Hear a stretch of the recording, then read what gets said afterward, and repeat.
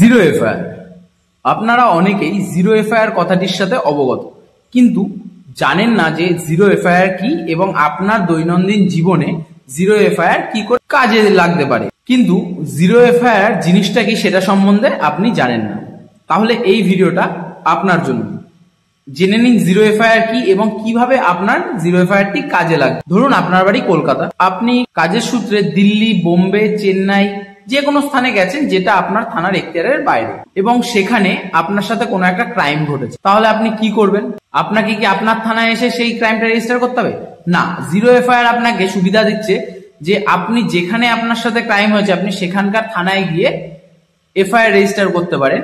সেই এফআইআরটি জিরো দিয়ে শুরু হবে। যেহেতু আপনি ওই থানার এখতিয়ারে পড়েন না, তাই আপনার এফআইআর ওরা কোনো নাম্বার দেবে না। সেই এফআইআরটিকে আপনার নিজের থানায় তারা ট্রান্সফার করে দেবে এবং সেখানে গিয়ে আপনি সেই এফআইআর এর নাম্বারটি পেয়ে যাবেন। তার ফলে কি হলো, আপনাকে বারবার ছোটাছুটি করতে হলো না।